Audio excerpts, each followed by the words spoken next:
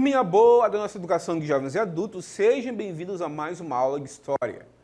Professor Nunes Carvalho aqui com vocês, serei o seu professor nessa aula maravilhosa, magnífica dessa disciplina que é a melhor de todas. Vamos então ao tema de nossa aula. Vamos lá, galera.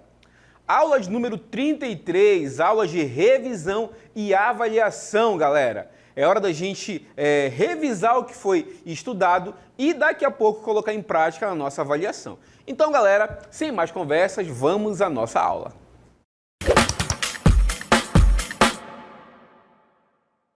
Vamos falar sobre a República que já nasceu velha, República Velha ou Primeira República, como muitos acrescentam. E qual foi a grande peculiaridade e a grande característica que marcou ali essa primeira fase da República? Foi justamente as oligarquias. O que é uma oligarquia e principalmente como ela foi parar no poder ali na República Velha. Vamos então a um texto para a gente relembrar o que é uma oligarquia e por que essa república já nasceu velha. Vamos lá, gente. A República Velha, também conhecida como Primeira República, é a primeira fase da República Brasileira e se deu de 1889 a 1930. Prestem atenção, tá bom, gente? Essa data aqui, especificamente, é o dia, ou melhor, é o ano da proclamação da República, 15 de novembro de 1889. Já o ano de 1930, ele é marcado pela subida de Getúlio Vargas ao poder, a chamada Era Vargas, o início da Era Vargas e marca também o fim da Primeira República, da República Velha.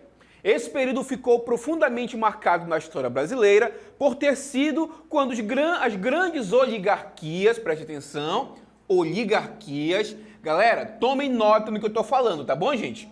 Controlavam a política do Brasil por meio de esquema de troca de favores. Voltando para mim agora aqui, tá bom, gente? Professor, o que é uma oligarquia, professor? A gente pode dizer que a oligarquia é um grupo de pessoas ali que detém o poder de forma econômica e também forma política. Quando um grupo de poder se reveza no poder, se perpetua no poder, a gente diz que esse grupo pertence a uma oligarquia. Nas áreas rurais brasileiras é comum a gente ter aquelas famílias que se perpetuam no poder durante muito tempo e se revezam no poder. Comumente a gente chama esse grupo, que pode ser um grupo político, até mesmo um grupo familiar, de oligarquias.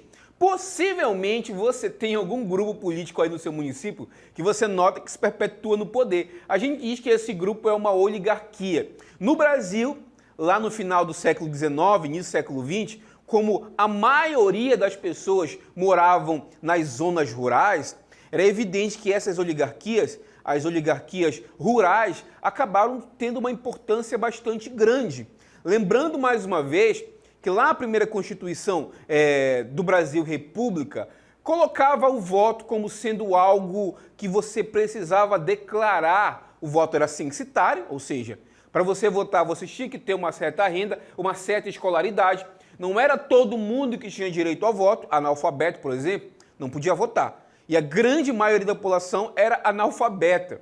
Então esses poucos que decidiam o futuro político do Brasil ainda tinham que lidar com a pressão do político, do oligarca, do coronel, que estava ali pressionando para caso você venha votar em um candidato diferente do dele. Como isso acontecia, professor? Eleições na República Velha era da seguinte forma. O camarada, o eleitor, ia lá e declarava em público o candidato que ele ia votar. Hoje em dia é diferente, né, gente? Hoje em dia você só revela o seu voto caso você queira.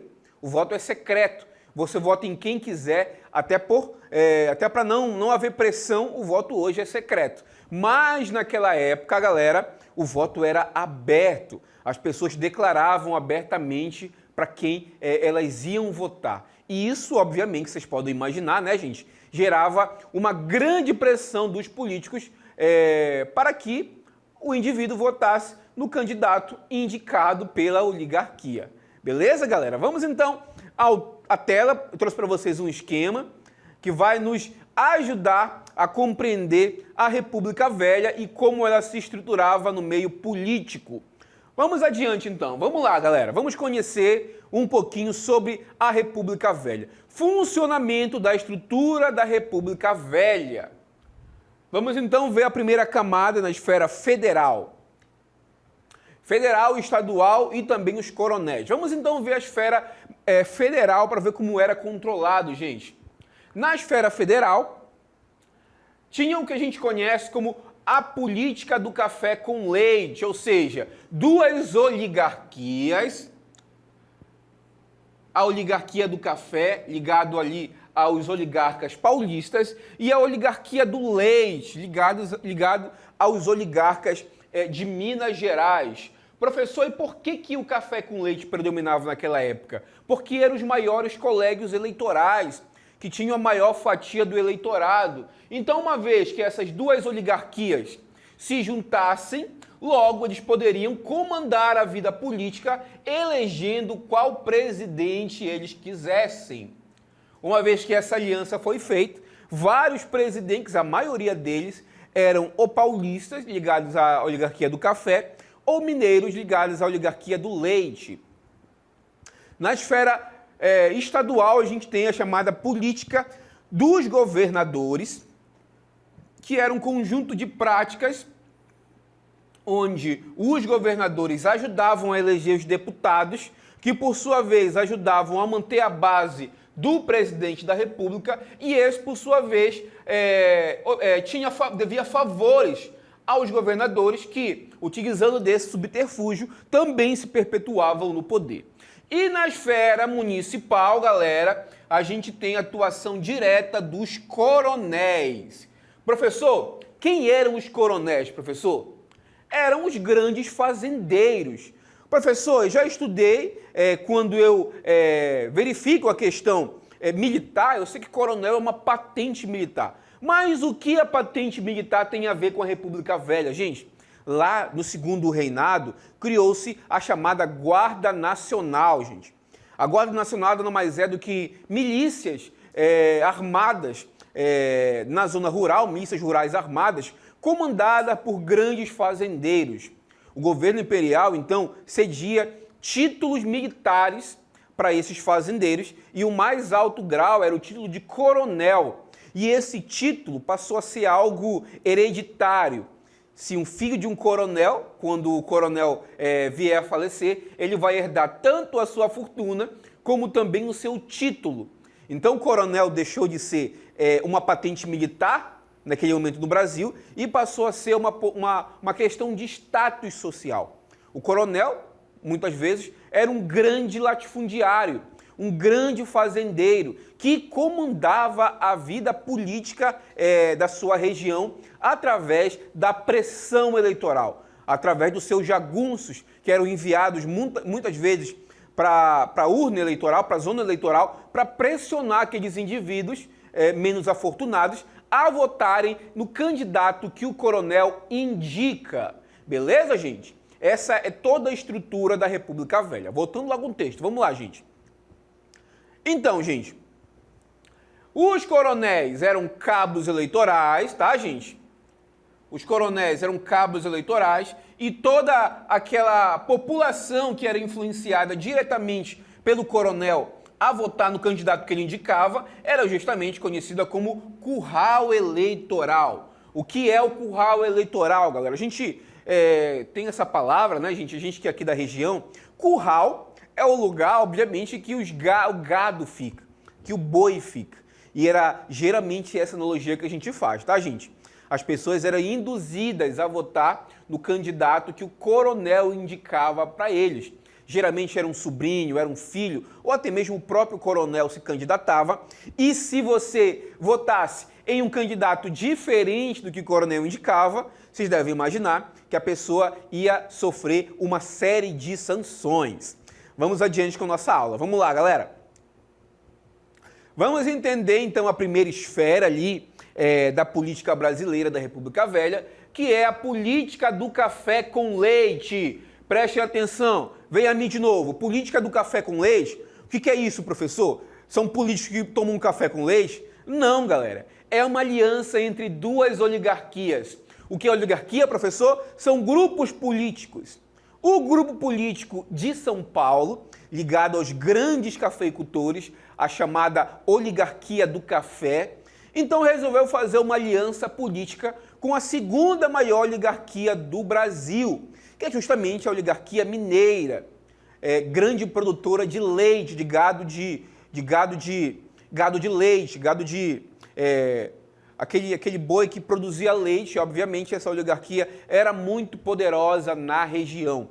Então, uma vez que essas duas grandes oligarquias se juntassem, fizessem uma aliança, obviamente que ia sair ali uma grande oligarquia ainda maior, capaz de controlar a vida política do Brasil. Essa aliança perpetrou por quase toda a República Velha. Tanto que, se vocês tiverem curiosidade de ver a relação dos presidentes da República durante o período da República Velha, vocês vão notar que ou ele é paulista ou ele é mineiro. Ou ele é paulista ou ele é mineiro. Eles iam se revezando no poder. Uma eleição, quem ganhava era o membro da oligarquia paulista, e outra eleição, quem ganhava era o membro da oligarquia mineira. E essa política a gente conhece comumente como política do café com leite. Prestaram atenção, galera? Vamos ao texto então, vamos lá. Política do café com leite. A aristocracia cafeeira paulista passou a exercer o poder de maneira efetiva a partir do governo de Campos Salles em 1898, 1902. Essa política estabeleceu um âmbito federal e reuniu dois partidos políticos. O Partido Republicano Paulista, ou seja, a oligarquia ali, o partido ligado à oligarquia do café, o chamado PRP, e o Partido Republicano Mineiro, PRM, partido esse ligado à oligarquia do leite. Portanto, quando eu somo oligarquia paulista com oligarquia mineira, as duas maiores oligarquias do Brasil naquele momento, eu digo que existe uma política, e essa política eu chamo de política do café com leite. Vamos adiante, galerinha, vamos lá. A partir de 1906, início do governo do mineiro Afonso Pena, 1906 a 1910, a República do Brasil passou a ter presidente de dois partidos em revezamento. São Paulo era o maior produtor de café do país e, por isso, o estado mais rico. Adiante, vamos lá. Minas Gerais era o maior produtor de leite derivado e concentrava o maior eleitorado. Então, uma vez que eu junto esses dois camaradas aqui, o oligarca do café e o oligarca do leite, eu tenho, então, capital político suficiente para me revezar no poder, me perpetuar no poder. Até porque não existia nenhuma oligarquia capaz ali de competir com os mineiros e os paulistas naquele momento. Beleza, galera? Vamos adiante com o texto. Vamos lá. Vamos, então, analisar na esfera estadual como é que se dava o jogo político com a chamada política dos governadores, ou também conhecida como política da troca de favores. Isso é muito comum, né, gente? Muitas vezes a gente, nos dias de hoje, a gente vê muito em redes sociais ou até mesmo em jornais essa chamada política do toma lá da cá, onde o governo fornece algum cargo para o político, em troca ele dá o seu apoio ali nas pautas governamentais. A chamada política do toma lá da cá não é nova, tá, gente? É uma política antiga, desde lá da República Velha, e essa política ficou comumente conhecida como política dos governadores. Vamos adiante com o texto. Vamos lá, gente. Política dos governadores. Esta política surgiu da necessidade que os presidentes paulistas e mineiros tiveram de encontrar apoio nas bancadas estaduais do Legislativo. Consistia num acordo entre o chefe do Executivo e os governadores estaduais. Como assim, professor? Os governadores, então, apoiavam deputados e esses deputados, obviamente, iriam apoiar o Executivo Federal. Em troca disso, a troca de favores, como eu falei para vocês, o governo federal dava apoio aos governos estaduais. Então, mais uma vez, era uma política responsável ali pela perpetuação de grupos políticos no poder, tá bom, gente? Se eu perguntar na avaliação de vocês o que é política dos governadores, vocês vão lembrar, opa, o professor falou que era uma política de troca de favores, onde o governo federal trocava recursos por apoio aos governos estaduais e, consequentemente, os seus deputados. É o famoso toma lá da cá. Não é mesmo, galera? Vamos adiante com o texto. Vamos lá. Em troca da autonomia dos estados, os governadores elegeriam uma bancada de deputados e senadores que apoiariam o presidente. Olha aqui, gente. Essa imagem é bastante ilustrativa, tá? Vocês estão vendo aqui a figura do homem barbado com a cabeça branca, dando presentes, dando apoio político aos deputados que se encarregavam de, eles sim, darem apoio e sustentação para o governo federal. Ok, gente? E na esfera municipal a gente tem o coronelismo. Vamos adiante, vamos lá. O que é o coronelismo, professor? Os coronéis, que nada mais eram do que chefes políticos e latifundiários, como eu expliquei para vocês, esse título de coronel era um título concedido pelo próprio imperador aos grandes latifundiários, chamado de coronéis, porque recebiam patentes militares. Só que conforme o tempo ia passando, essa patente militar ela se tornou algo hereditário, como eu falei para vocês.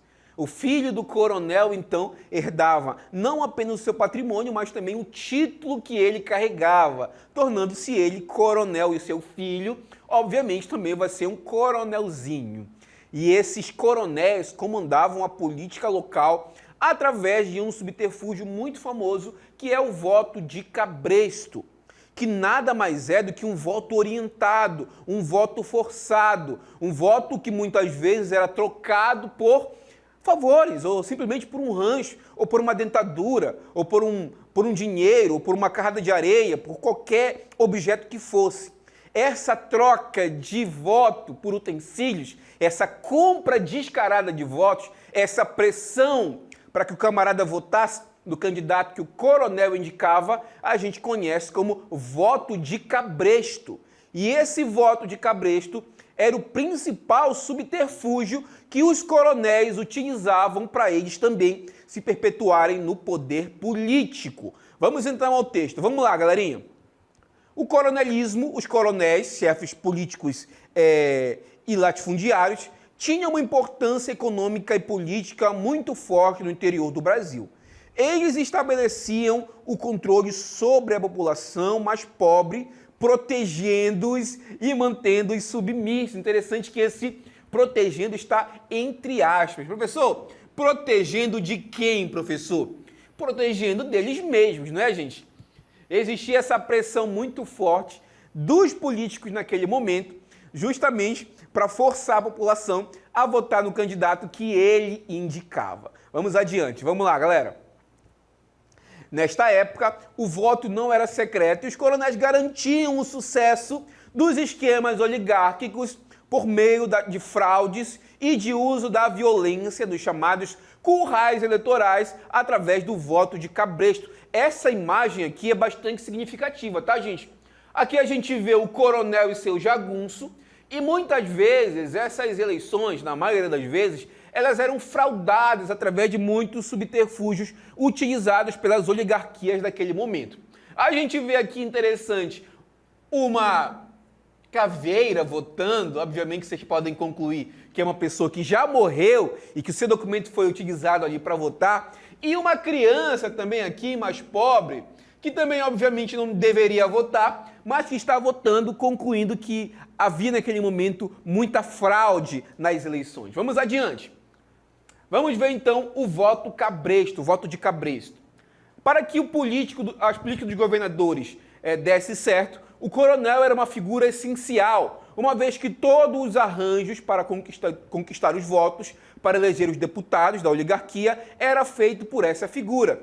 O coronel, enquanto figura de poder local, utilizava-se do seu poderio financeiro para exercer pressão para que os eleitores votassem no candidato desejado.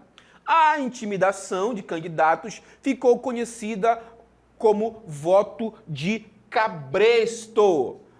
Voltando para mim aqui, galerinha, voto cabresto, o voto obrigado, o voto muitas vezes comprado pelo coronel e seus comparsas, por assim dizer, para forçar que todo esse esquema, que em cima está a política do café com leite, na esfera estadual está na política dos governadores e na esfera municipal está justamente no poder local dos coronéis. Voto cabresto, o voto obrigado, o voto comprado, o voto arranjado. Beleza, gente? Então, eu me despeço por aqui nesse momento.